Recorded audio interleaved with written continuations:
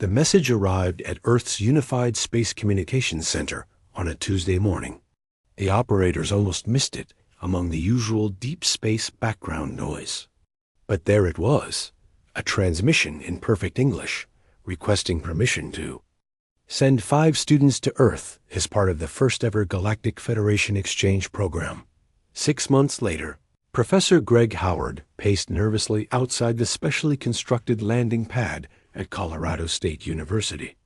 The gentle vibration under his feet indicated the alien ship was approaching. Greg checked his watch for the 5th time in as many minutes. After years of correspondence with the Galactic Federation, he still couldn't believe they had chosen his University for Humanity's first academic exchange program. "Are you sure this is safe?" asked Dean Patricia Alvarez, who stood nearby clutching a tablet with the welcome ceremony schedule. Greg nodded, though he wasn't entirely sure himself. "The Federation assured us their students have been vaccinated against Earth pathogens, and they'll be wearing environmental suits when necessary." "That's not what I meant," Patricia said, lowering her voice. "They classified Earth as a death world. Greg, what if something happens to them here? The diplomatic consequences could be." A bright light cut through the morning sky, silencing her concerns. The alien ship descended with barely a sound, a sleek oval craft that settled onto the landing pad as gently as a falling leaf. Greg straightened his tie. Too late for second thoughts now. The ship's surface rippled, and an opening appeared. 5 figures emerged, each so different from the others that Greg found himself staring, despite his best intentions to appear professional. The first alien moved with a crystalline shimmer, light playing through its transparent body with each step. The second seemed to float inside a water-filled containment suit. The third was encased entirely in a mechanical exoskeleton that hissed with each movement. The fourth appeared as little more than a swirling light within a hovering sphere. The fifth resembled an upright insect with multiple limbs, moving in perfect coordination. Greg stepped forward with a practiced smile. "Welcome to Earth. I'm Professor Greg Howard, your academic liaison for this exchange program." The crystalline being moved forward. When it spoke, its voice came not from its body, but from a small device attached to what might have been its shoulder. "I am Zixal from the Crystalline Collective of Luxandra," it said. "We are honored to be the first students in this historic exchange." The other aliens introduced themselves in turn. Telqua, the aquatic intelligence.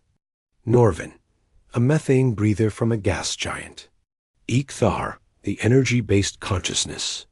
And Vyloria, a fragment of a hive-mind insectoid species. "We have studied your world extensively from afar," said Zixal, "but experiencing a Class 12 planet firsthand is a rare opportunity." "Class 12? Patricia asked.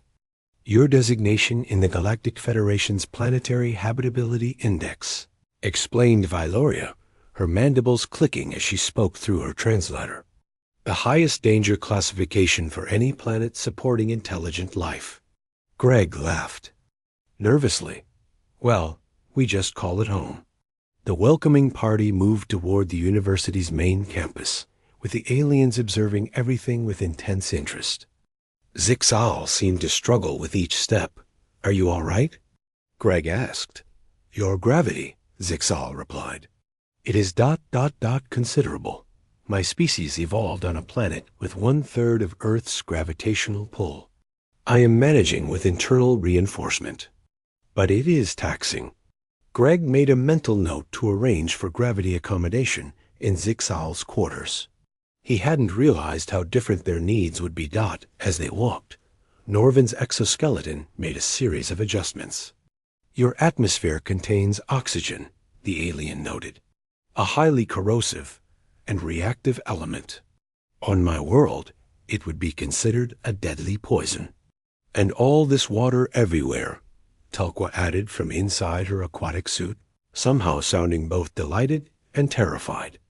"It falls from your sky regularly and collects in vast basins?" You mean rain and lakes? Yes, Greg confirmed. Water covers about 70% of our planet's surface. The aliens exchanged what Greg interpreted as concerned glances. They reached the university center, where 5 human students waited to meet them. Greg had selected them carefully. Each was a top student in xenobiology or related fields, with exceptional interpersonal skills. These will be your student guides during your stay, Greg explained. They'll help you navigate campus life and answer any questions you might have about humans or Earth. The human students stepped forward one by one. I'm Samantha Wells, said, a tall woman with curly brown hair, biochemistry major. I'll be working with Zixal. Kyle Rodriguez, said a broad-shouldered young man. Xenobiology. I'll be Telqua's guide. Linda Patel, offered a woman with long black hair. Comparative physiology. I'm paired with Norvin. Eric Johnson, said a slender man with glasses. Quantum physics. I'll be showing Ichthar around. Nathan. Right, said the last student, a freckled redhead. Environmental science. I'll be working with Vyloria. The aliens moved toward their respective human partners. Vyloria's antennae twitched as she approached Nathan. You are not afraid of us? She asked. Nathan smiled. Should I be? Most species find my kind unsettling, Vyloria admitted. Well, humans are pretty adaptable, Nathan replied with a shrug. Besides, we have insects on Earth too. Much smaller than you, but some look similar. You have arthropods on this Deathworld? Vyloria's compound eyes widened. How do they survive? Pretty well, actually. They've been here longer than we have. The group moved to a conference room where refreshments had been prepared, separate tables with appropriate substances for each species. As they settled in, Dean Patricia activated a holographic display showing the campus layout. We've prepared special living quarters for each of you, she explained, customized to match your homeworld conditions as closely as possible. Ichthar sphere of light pulsed. We did not expect such accommodation. Our research indicated humans lacked the technology for environmental manipulation at this level. We've had some help from your Federation's advanced team, Greg admitted, but we're quick learners. That is noted in our briefing materials, Zixal said. Humans have advanced from primitive tool use to space travel in less than 10,000 years. An unprecedented development rate for any known species. Kyle laughed. Well, when you live on a Deathworld, you adapt quickly or you don't make it. The aliens fell silent, apparently processing this casual acknowledgement of Earth's dangers. Samantha broke the awkward silence. So, we've planned a campus tour for today. Rest day tomorrow to recover from your journey, and then classes begin the following day. We might hike up the mountain this weekend if it doesn't snow too much. Telqua's water rippled in what seemed like agitation. Hike ... up a mountain. Voluntarily? Sure, Samantha said. The view is amazing. Don't worry, it's an easy trail. What? Is snow? Asked Norvin. Frozen water that falls from the sky, Eric explained. Norvin's exoskeleton made a sound like a gasp. Water in solid form falls from your atmosphere? And this is considered normal? Only in winter, Linda said reassuringly. Though we're at high elevation here, so we get snow earlier than most places. Zixal turned to face Greg directly. Professor, our briefing mentioned Earth's extreme environmental conditions, but perhaps you could clarify what we should expect during our stay. Greg hesitated, suddenly realizing how ordinary dangers might appear to visitors from more stable worlds. Well, we're in Colorado, so the weather can change quickly. We might see temperatures from below freezing to quite hot, sometimes in the Mai. Same day. There's occasional severe weather. Thunderstorms, maybe a tornado in the right season. Minor earthquakes happen, but are rarely dangerous. Wildlife is mostly harmless if you don't provoke it, though we do have mountain lions and bears. In the wilderness areas, With each item on his list, the aliens seemed to grow more concerned. And humans live with these conditions? Ichthar asked, its light flickering rapidly. We're used to it, Nathan said with a shrug. Earth's always trying to kill you a little bit. You get used to it. This is why we call it a survival outing, not a vacation, Samantha added with a smile that did nothing to reassure the visitors. Perhaps we should begin the campus tour, Greg suggested, noticing the aliens' distress. The geology building has a nice exhibit on Earth's tectonic activity that might help explain some of our planet's unique features. As they left the conference room, Vyloria fell into step beside Nathan. Your species refers to potentially lethal. Geological processes as nice? Nathan considered this. I guess we do. Never thought about it that way. Behind them, Greg overheard Zixal whispering to Telqua. The Federation's warning was insufficient. This is not merely a Class 12 Deathworld. These humans don't just survive here. They seem completely unaware of how dangerous their planet is. Perhaps that is why they were allowed into the Federation so quickly, Telqua replied. Any species that considers this environment home must have qualities the Federation finds valuable. Greg smiled to himself.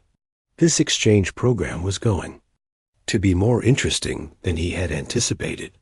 The aliens had come to study humans, but they clearly had much to learn about what it meant to be from Earth.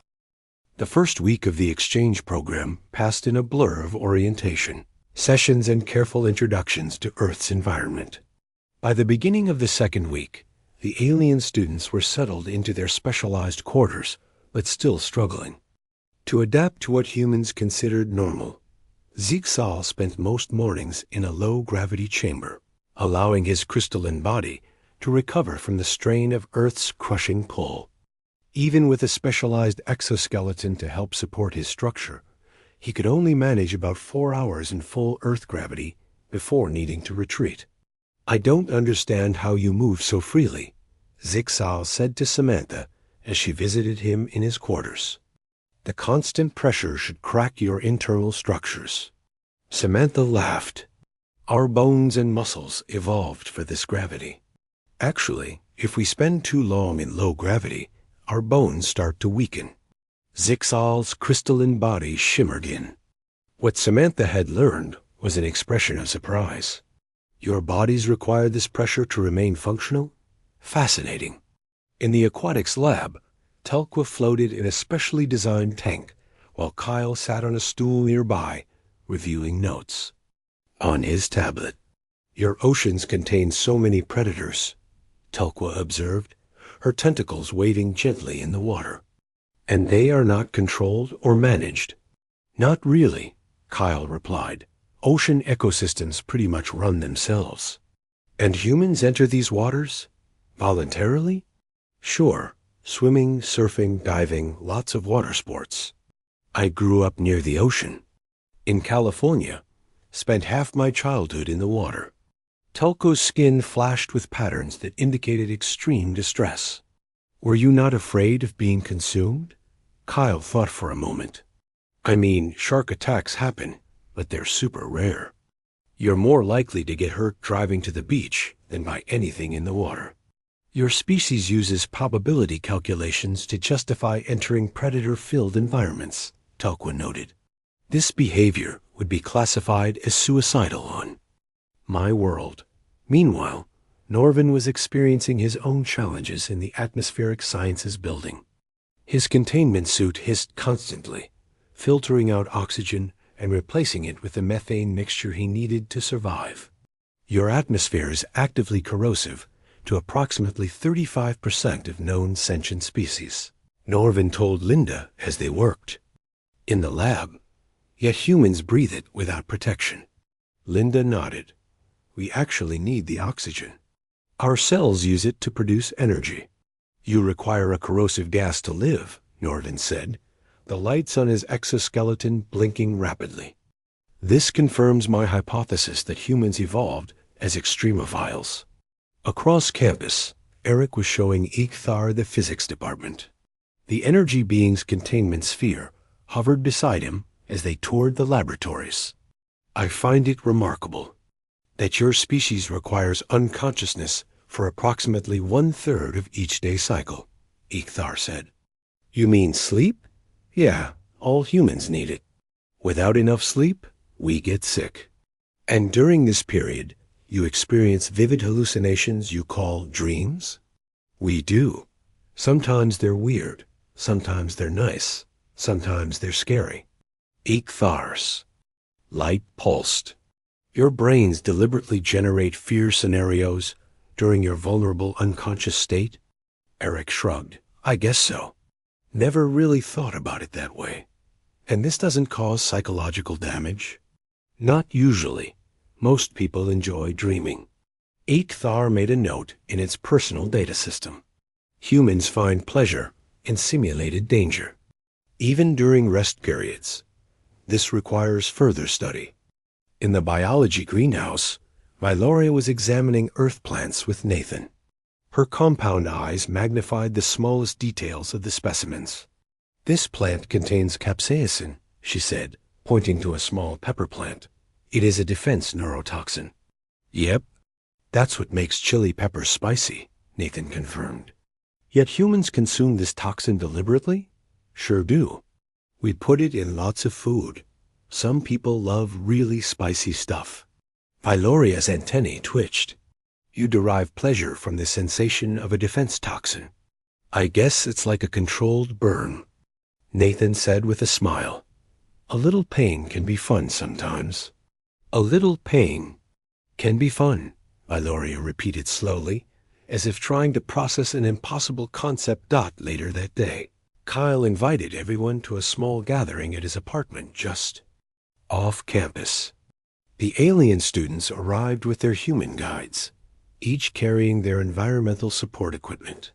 "Welcome to your first American barbecue," Kyle announced proudly, showing off the grill on his small patio. "It's a nice day, so I thought we could eat outside." The aliens observed with various degrees of horror as Kyle placed raw animal flesh on the hot metal grill, where it sizzled and smoked.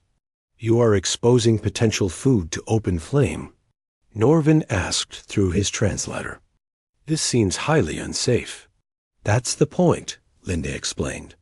"Cooking with fire kills bacteria and makes the meat safe to eat." "You must burn your food to make it non-toxic," Zixal noted, "yet another indicator of your world's hostility to life." As they settled around Kyle's living room with their food, the humans eating burgers and hot dogs, while the aliens consumed their own specially prepared nutrient sources, a small furry creature wandered into the room. "What is that?" Telqua asked, her containment suit rippling in alarm. "That's just Buddy, my cat," Kyle said casually. "Don't worry, he's friendly." The aliens watched in stunned silence as the cat, a descendant of natural predators, jumped onto Samantha's lap. She stroked its fur, and the creature began making a rumbling noise. "You have domesticated a predator species," Vyloria observed, "and you allow it to live in your dwelling." "Lots of humans have pets," Samantha explained, scratching Buddy under his chin. "Dogs, cats, birds, fish, sometimes more exotic animals. This is how you assert dominance over your planet's dangerous fauna?" Ichthar asked, its light dimming. Slightly as if in deep thought, the humans laughed, which only confused the aliens more. "No, we just like having them around," Eric said. "They're companions." "Humans form emotional bonds with predators," Norvin stated, making what sounded like a note in his recording device. "Remarkable." As they were finishing their meal, a low rumble shook the apartment. Pictures rattled on the walls, and a glass slid off the coffee table, shattering on the floor. The alien students froze in various postures of alarm. Zixal's crystalline body darkened. Telqua's water churned violently. Norvin's exoskeleton locked into a defensive position. Ichthar's light flickered rapidly, and Vyloria's limbs pulled close to her body. "What is happening?" Zixal asked, voice tense. "Just a small earthquake," Kyle said, barely looking up from his burger. probably about a 4.2. Nothing to worry about. Nothing to worry about? Norvin repeated. Your planet's crust is fracturing. Beneath us. It does that sometimes, Samantha said with a shrug. Tectonic plates are always moving a little bit. You live on floating sections of crust that collide with each other regularly, Tulqua said, her translator conveying her awe. And horror. And you consider this normal. The campus has earthquake drills twice a year, Linda added, as if this were reassuring. If a big one hits, we know what to do. You have procedures for when your planet attempts to destroy you, Valoria stated. Flatly. I guess we do, Nathan said with a laugh. After the meal, they moved to Kyle's small balcony to watch the sunset. The sky turned brilliant shades of red and orange. Your atmosphere scatters light in these patterns daily? Ichthar asked. Yep, pretty, isn't it? Eric replied. On most worlds, such coloration would indicate dangerous atmospheric contamination, Ichthar noted. Yet here, it is merely ... pretty. As darkness fell, Eric pointed to the sky. Look, there's a storm coming. We might see some lightning. The aliens followed his gaze to see dark clouds approaching, occasionally illuminated from within by flashes of light. Those are electrical discharges in your atmosphere? Norvin asked, his exoskeleton shifting nervously. Lightning, yeah. Happens during thunderstorms, Nathan explained. Each bolt can be up to 5 times hotter than the surface of the sun. And these plasma strikes occur regularly near population centers? Valoria asked. All the time, Samantha confirmed. Tall. Buildings have lightning rods to direct the electricity safely into the ground. You redirect solar temperature plasma around your dwellings, Sixal said slowly, because it is too common a threat to avoid entirely. The humans exchanged glances, suddenly seeing their world through alien eyes. I think we should return to campus before the storm arrives, Greg suggested, noticing the aliens' growing discomfort. As they gathered their things, Buddy the cat jumped up onto a shelf and knocked over a small potted plant. Kyle caught it easily. Watch it, Buddy, he said to the cat. That's aloe vera. I need it for sunburns. Sunburns? Tulqua inquired. Yeah, our star damages our skin if we stay out in direct sunlight too long, Kyle explained. There was a long silence. Your planet's gravity crushes bones. Its atmosphere corrodes metal, its crust fractures randomly. Its weather generates plasma strikes. Its waters teem with predators. Its plants produce toxins, and its star causes radiation burns, Zixal summarized. Yet humans not only survive here, but consider it beautiful and hospitable. Greg smiled sympathetically at the alien students. Welcome to Earth. We've only just begun to show you what a Class 12 Deathworld really means. As they left Kyle's apartment, the first raindrops began to fall. The alien students watched in silent amazement as their human guides simply pulled up their jacket hoods and stepped out into the water falling from the sky. 1 month into the exchange program, Professor Greg Howard called a meeting with all the students. The alien visitors had adjusted somewhat to campus life, though each still struggled with various aspects of Earth's environment. Now it was time for the next phase of their cultural immersion. I've arranged a field trip, Greg announced, standing before the group in the university conference room. We'll be spending 3 days at Yellowstone National Park. The human guides looked excited. The alien students looked confused. What is the educational purpose of this excursion? Zixal asked, his crystalline form glittering under the fluorescent lights. Greg displayed a holographic map. Yellowstone offers a unique opportunity to observe Earth's geological features, diverse ecosystems, and wildlife in a protected natural setting. It's one of the most beautiful places in America, Samantha added. Ichthar's light pulsed with interest. What makes this location noteworthy compared to your other natural preserves? Well, Greg said, zooming in on the map, Yellowstone sits on one of the largest active supervolcanoes on the planet. The room fell silent. The alien students stared at Greg, then at their human guides, waiting for someone to indicate this was a joke. No one did. You wish us to visit an active supervolcano? Norvin finally asked, the lights on his exoskeleton blinking rapidly. Voluntarily? It's perfectly safe, Linda assured him.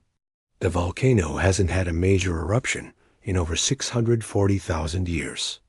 The presence of regular geological activity is actually why the park has so many interesting features, Kyle explained. Geysers, hot springs, mud pots, they're all created by the heat from the magma chamber below. Telqua's water rippled anxiously in her containment suit. You have built a recreational area on top of a magma chamber? It's a national park, not an amusement park, Eric clarified. But yes, millions of people visit each year. Your species deliberately gathers in large numbers atop a potential extinction-level geological event, Vyloria stated, her antennae twitching.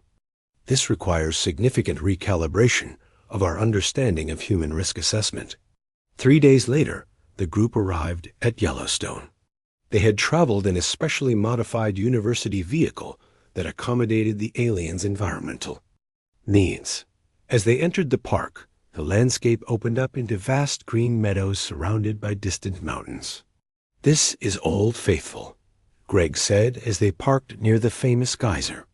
It erupts approximately every 90 minutes, shooting water up to 185 feet into the air. The aliens watched from a safe distance as steam began to rise from the ground. The water is heated by magma? Zixal asked. Exactly, Nathan confirmed. It's superheated underground. Then pressure builds until a massive column of water and steam suddenly shot skyward with a roar. The alien students recoiled in alarm. Vyloria's limbs locked into a defensive posture. Norvin's exoskeleton sealed completely. Ichthar's sphere dimmed dramatically. Telqua's water swirled in panic. Zigzal's crystalline body darkened to nearly black. Look at that, Samantha exclaimed, pointing excitedly. Perfect eruption. The humans watched with delight, while their alien counterparts remained frozen in shock. You find this display of geological instability entertaining? Telqua asked when she recovered enough to speak. It's amazing, Kyle said. People come from all over the world to see it. Humans travel great distances to observe warning signs of volcanic activity, Norvin noted in his recording device. Fascinating. After viewing several more geysers, the group walked along a boardwalk overlooking the Grand Prismatic Spring. The enormous hot spring glowed with vivid bands of orange, yellow, and blue.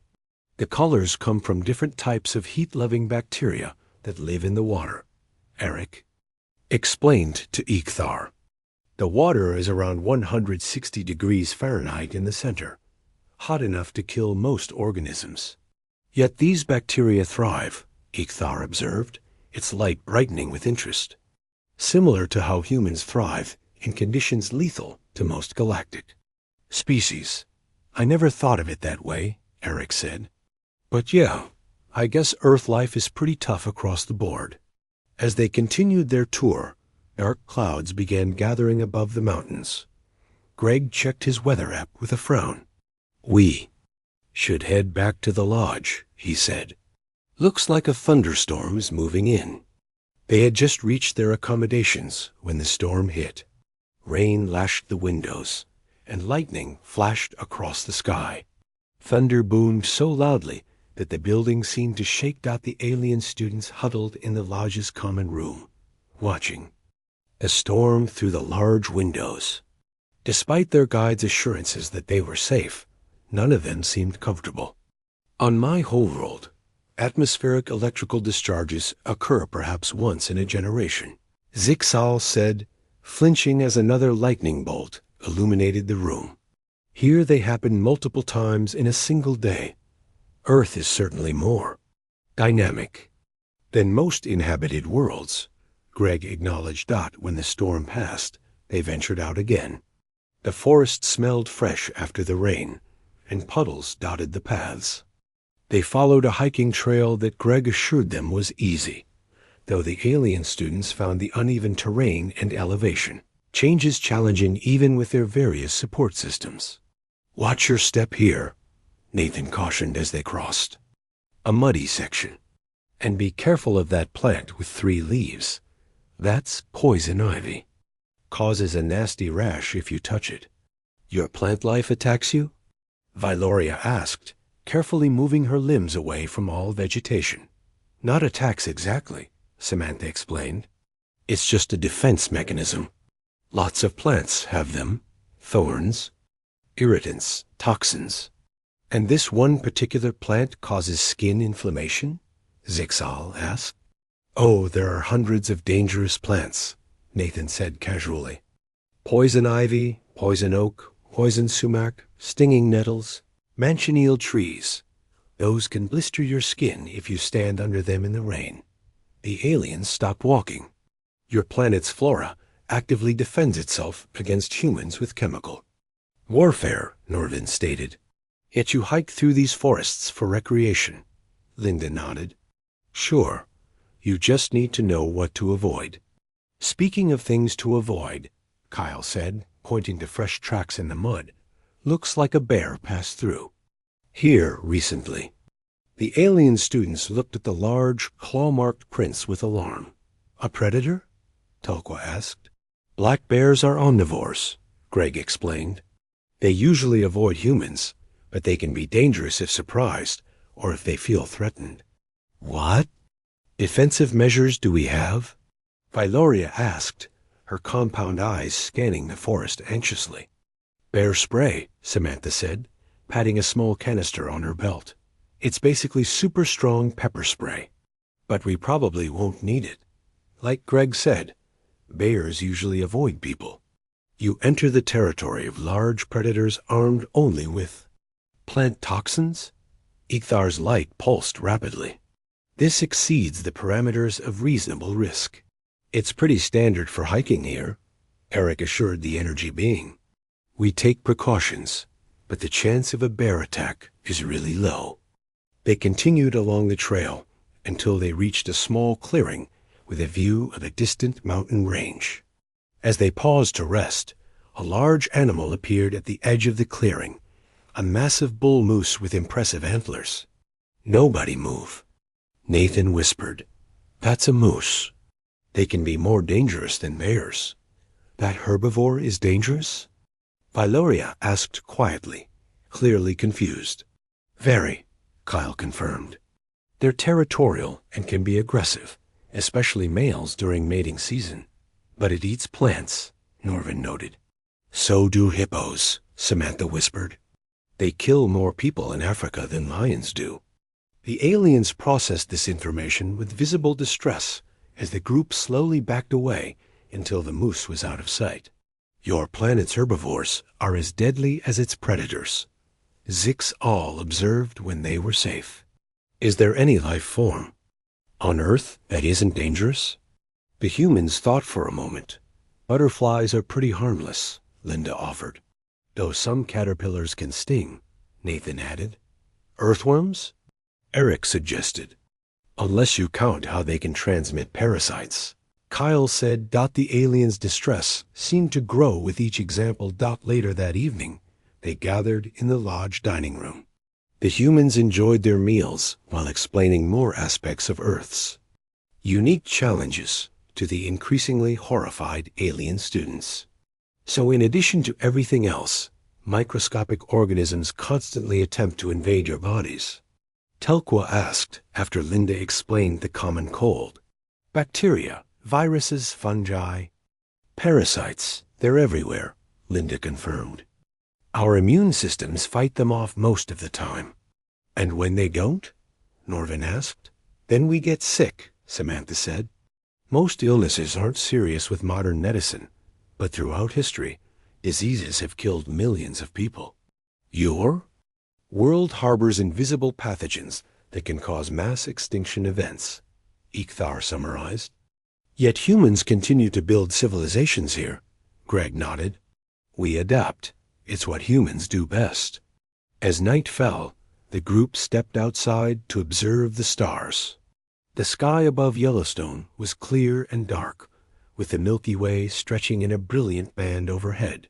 Your planet's day-night cycle exposes half your population to cosmic radiation and potentially harmful space debris at all times, Zixal noted, looking up at the meteor shower that had just begun. I never thought of nighttime that way, Nathan said with a laugh. We just think it's beautiful. Byloria's antennae moved slowly as she considered the stars. Perhaps that is the most remarkable thing about humans. 3 months into the exchange program, winter arrived in Colorado with sudden fury. The alien students had been warned about the changing seasons, but nothing could have prepared them for the reality of an early blizzard. Zixal stood at the window of his specialized quarters, watching white flakes swirl through the air and pile against the building. The temperature outside had dropped 30 degrees in less than a day. This frozen precipitation is common? He asked Samantha, who had come to check on him. Snow? Yeah, especially here in Colorado, she replied, adjusting the heater. This storm came a bit early, but we usually get several big ones each winter. And humans continue normal activities during such conditions? Samantha laughed. Well, there might be some delays if it gets really bad, but mostly we just put on warmer clothes and keep going. Zixal's crystalline body dimmed slightly. On my homeworld, such rapid temperature changes would cause mass casualties. Earth weather keeps you on your toes, Samantha said with a shrug. You never know what you're going to get. Across campus, Kyle was explaining the concept of snow days to Telqua. So educational activities cease when frozen water accumulates? The aquatic alien asked from her tank. Sometimes, if the roads are too dangerous to drive on, Kyle confirmed. But this university rarely closes completely. They'll just delay morning classes if the snowplows can't keep up. These snowplows, they are specialized vehicles that remove the frozen precipitation? Exactly. We have whole fleets of them that work all night during storms. Telqua's tentacles waved thoughtfully. Your species developed specialized technology just to cope with seasonal environmental changes. Fascinating. In the atmospheric science building, Norvin and Linda watched the storm through reinforced windows. The wind velocity appears dangerous, Norvin noted as a gust bent a small tree nearly to the ground. It's gusting to about 40 miles per hour, Linda said, checking her phone. Strong, but not extreme. On my world, we consider winds above 15 of your miles per hour to be catastrophic, Norvin replied. They would disrupt our methane cloud layers and cause atmospheric toxicity. Earth winds can get much stronger than this, Linda told him. Hurricanes can reach over 150 miles per hour. Tornado winds can exceed 300. Norvin's exoskeleton made a series of rapid adjustments. And humans survive such conditions? We build sturdy shelters, create warning systems, and evacuate dangerous areas when necessary, Linda explained. But yeah, sometimes people still get hurt or killed by extreme weather. Yet you continue to inhabit areas prone to these conditions. Linda nodded. People rebuild and adapt. What else can we do? As evening approached, the storm intensified.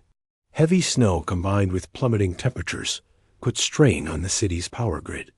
The lights on campus flickered once, twice, and then went out completely. In the specialized alien quarters, emergency systems activated immediately. Battery-powered lights came on, but something was wrong. The building's heating system had failed to switch to backup power. Professor Greg Howard received the alert on his phone and rushed to the alien housing complex. When he arrived, he found the human guides already gathered in the emergency control room, looking concerned. The main generator is running, but there's a problem with the environmental control systems, Eric explained. The backup circuits aren't engaging. How bad is it? Greg asked. Bad, Kyle said grimly. Without the specialized environmental controls, their quarters will reach normal Earth conditions within hours. Which means what, exactly? Greg pressed. For Zixal, Earth's full gravity. And temperature fluctuations could cause his crystalline matrix to fracture, Samantha explained. Telqua's water will start to freeze if her tank drops below 60 degrees. Norvin's atmosphere processor needs power to filter oxygen. Ichthar's containment field will weaken, exposing them to physical matter interactions. And Vyloria requires precise humidity control to prevent her exoskeleton from hardening. Greg surveyed the worried faces of his students. How long until the main power comes back? The city says at least 12 hours, Linda replied. The ice took down multiple transmission lines. And how long do our alien guests have before there? Environments become dangerous? 3 hours for Zixal and Norvin, Kyle calculated. Maybe 4 for the others. Greg nodded, making a quick decision. We need to evacuate them to somewhere with stable power and proper environmental support. Is there anywhere on campus with an independent generator system? The new science building, Eric suggested. It has a geothermal system that doesn't rely on the city grid. But it's on the other side of campus, Nathan pointed out. How do we get them there through a blizzard with temperatures falling below zero? Greg looked out the window at the swirling snow. Very carefully, they quickly developed a plan. The human guides would help their alien counterparts traverse the dangerous conditions to reach safety. Each pair faced unique challenges. Samantha entered Zixal's quarters to find the crystalline being already showing signs of stress. Small cracks had appeared along his outer layers as Earth's full gravity pressed down on him without the room's countermeasures. I can't move in these conditions, Zixal said, his voice translator crackling with static. The pressure will shatter me. Samantha thought quickly. I'll carry you. Impossible. My mass is too great. We'll see about that, Samantha said, pulling a collapsible wagon from a storage closet. I was on the weightlifting team in high school. She helped Zixal onto the wagon and wrapped him in thermal blankets. When she started pulling, muscles straining, it was clear this would be harder than she'd anticipated. But she gritted her teeth and continued forward. Kyle faced a different problem with Telqua. Her water was already cooling dangerously. We need to keep your tank heated somehow, he said, thinking out loud. Perhaps I could be transferred to a smaller container? Telqua suggested, her movements already slowing as her water temperature dropped. Kyle snapped his fingers. I have an idea. He found a large insulated cooler meant for keeping drinks cold at parties. But instead of ice, he filled it with water heated from the emergency drinking water dispenser and carefully helped Telqua transfer herself into it. It won't last forever, but it should keep you warm enough until we reach the science building. He told her, closing the lid partway and lifting the heavy cooler. Linda faced the most immediate danger with Norvin. His exoskeleton's atmospheric processor was already struggling to filter out oxygen. I have approximately 20 minutes of internal reserves, Norvin informed her, his voice sounding strained through his translator. Linda grabbed a small emergency oxygen tank from the wall. I know this is the opposite of what you need, but I think I can reverse the flow. Instead of providing oxygen, it can create a vacuum to pull oxygen away from your intake valves. Working. Quickly, she modified the device and attached it to Norvin's exoskeleton. It wasn't perfect, but it would buy them more time. Eric had to physically carry Ichthar's containment sphere, which grew increasingly unstable as its power diminished. The energy being inside flickered weakly.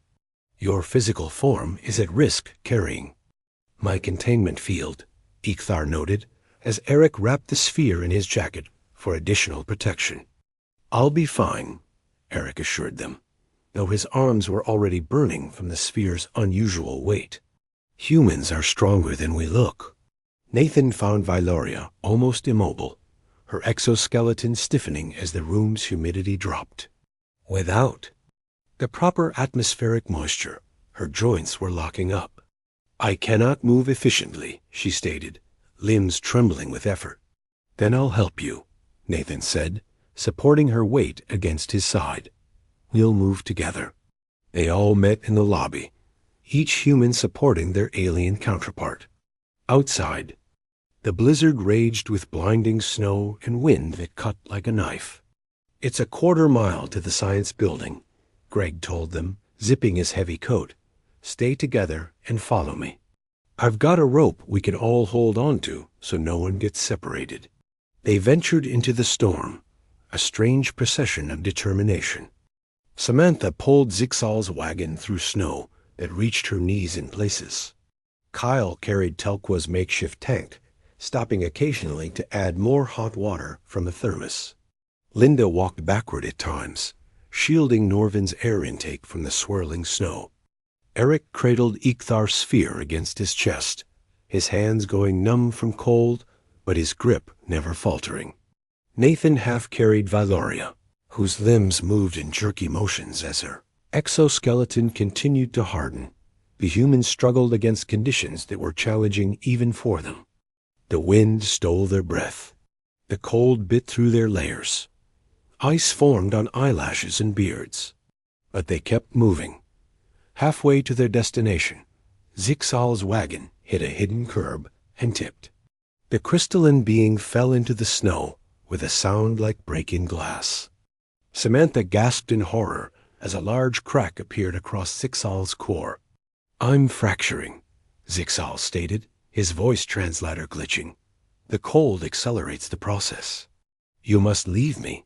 "Not happening," Samantha said firmly. She removed her outer coat despite the biting cold, wrapped it carefully around Zixal, and lifted him directly into her arms. The weight was immense, but she locked her knees and started walking again. "You will damage your biological structure," Zixal protested. "Probably," Samantha agreed through gritted teeth. "But humans heal." As the academic year drew to a close, the alien exchange students gathered in Professor Greg Howard's office.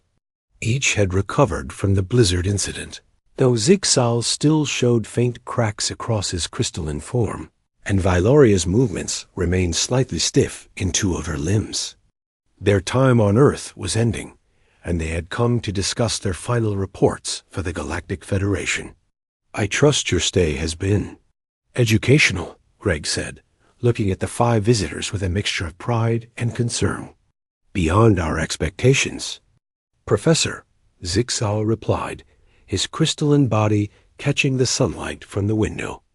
"Though not in the ways we anticipated. We came to study a Class 12 Deathworld," Telqua added, her tentacles waving gently in her containment suit. "We will return with evidence that this classification is insufficient." Greg raised an eyebrow. "Insufficient? You've all nearly died several times. Earth's conditions have damaged each of you physically." "Precisely," Norvin said, his exoskeleton humming softly. "Yet humans not only survive here, but thrive, build civilizations, create art, and explore the cosmos. This requires explanation beyond simple environmental adaptation." "We have prepared a preliminary report," Ichthar explained, their light pulsing steadily. "With your permission, we would like to share our findings before our departure." Greg nodded, genuinely curious. "I'd be honored to hear them." The following day, the alien students presented their report to an audience of university faculty, students, and government representatives. The auditorium was packed with people eager to hear how Earth was perceived by extraterrestrial visitors. Zixal floated to the center of the stage, his gravity support system allowing him to hover slightly above the floor.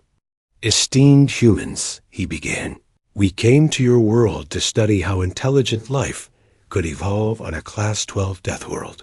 We expected to find a species hardened by extreme conditions, perhaps aggressive or territorial due to constant environmental threats." Telqua moved forward, her water shimmering in the stage lights. Instead, we found something far more remarkable. Our report to the Galactic Federation will recommend reclassifying Earth as a Class X evolutionary crucible, the only such designation in known space. Norvin stepped up, his exoskeleton gleaming. Our findings indicate that Earth's extreme conditions have produced unique evolutionary pressure. Where most sentient species evolved to compete more effectively against their environments, humans evolved to cooperate. A holographic display activated behind them, showing comparative biological data. Physically, humans are unexceptional by galactic standards. Ichthar continued, their light brightening as they spoke. Your strength-to-weight ratio, sensory, capacity, and biological redundancy are all within normal parameters for carbon-based life. Yet you survive conditions that would kill most sentient species, Vyloria added, her compound eyes reflecting the lights. This apparent contradiction has been the focus of our research. The display shifted to show video clips of humans in various environments, climbing mountains, diving in oceans, crossing deserts, working in sub-zero temperatures. Humans can survive in temperature ranges that would kill 98% of sentient species, Zixal explained, from approximately -50 to 50 degrees Celsius with minimal technological assistance. You can ingest substances toxic to most life forms and convert them to nutrients, Telqua noted. What you call spices would be classified as defensive poisons on most worlds. Your bodies can recover from injuries that would be fatal to most species, Norman said. Broken bones heal. Damaged tissue regenerates. Even traumatic brain injuries can sometimes be survived with function restored. You can temporarily exceed your physical limitations in emergency situations, Ichthar observed. What you call adrenaline response allows humans to perform beyond normal biological constraints when necessary. And perhaps most remarkably, Vyloria concluded, you possess psychological resilience that allows you to normalize extreme danger.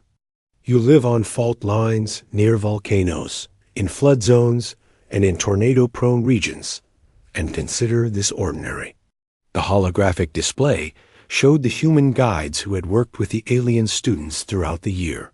Samantha, Kyle, Linda, Eric, and Nathan. Then it showed footage from the blizzard incident, captured by the university's security cameras.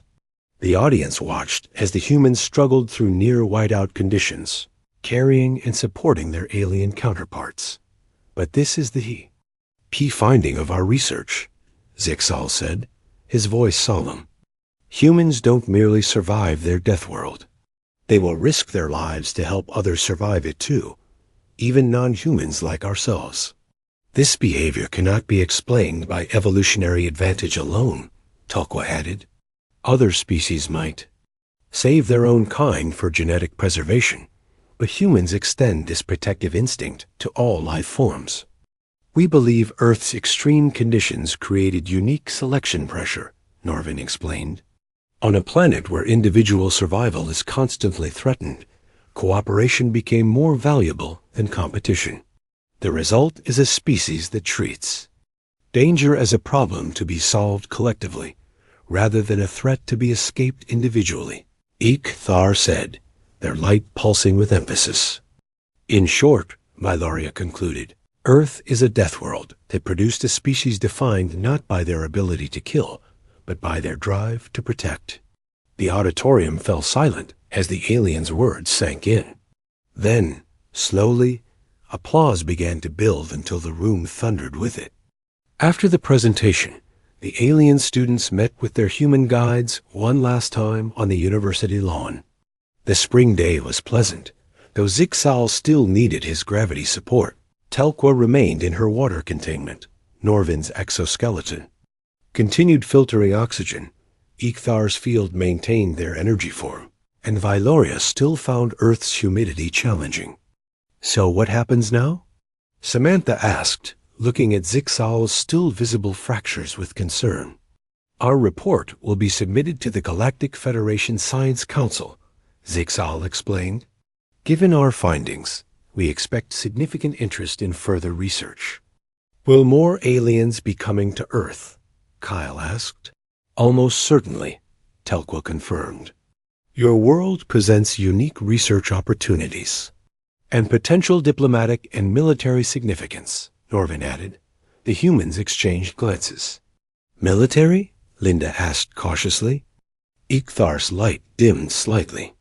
We should not have mentioned that aspect yet. Earth's formal invitation to full Federation membership is still being processed. What Ichthar means, Valoria clarified, is that species who can thrive in conditions others find lethal have obvious strategic value. You mean they want to use us as soldiers? Eric asked, frowning. Not exactly, Zixal said quickly.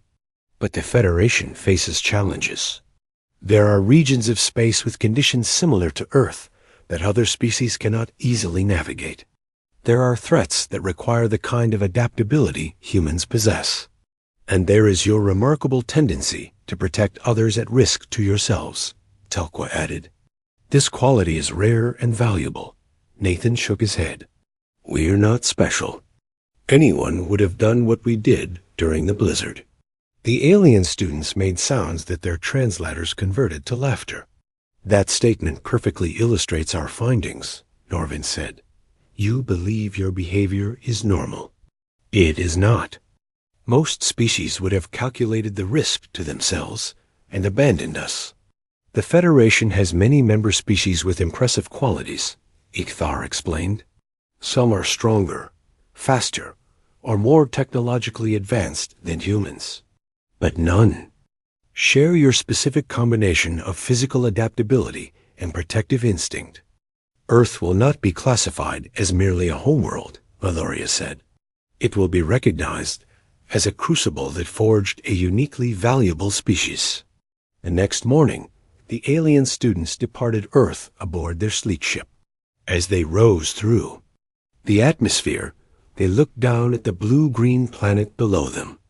It seems less frightening now, Telqua observed, her tentacles moving gracefully in her water. Yet no less dangerous, Norvin countered, his exoskeleton finally relaxing as Earth's corrosive oxygen fell away. Perhaps that is the most important lesson, Zixal suggested. The universe is dangerous everywhere. The question is not whether a world can kill you, but whether it produces life that will fight to keep you alive. 6 months later, a new ship arrived at Earth's Unified Space Communications Center. It carried representatives from the Galactic Federation Council, coming to formally invite Earth to join as a full member. The invitation included an unusual provision, a request for human volunteers to serve on Federation crisis response teams throughout the galaxy. Their mission would be to help other species survive conditions that humans took for granted. Professor Greg Howard sat in the front row during the diplomatic ceremony, watching as the first human volunteers were introduced to the Federation representatives. Among them were Samantha, Kyle, Linda, Eric, and Nathan, the 5 guides who had risked their lives in a blizzard to save their alien friends. Next to Greg sat 5 newly arrived alien exchange students, their eyes wide as they experienced Earth's crushing gravity, corrosive oxygen, and temperature extremes for the first time. Like their predecessors, they looked terrified by what humans considered normal. Don't worry, Greg told them with a smile.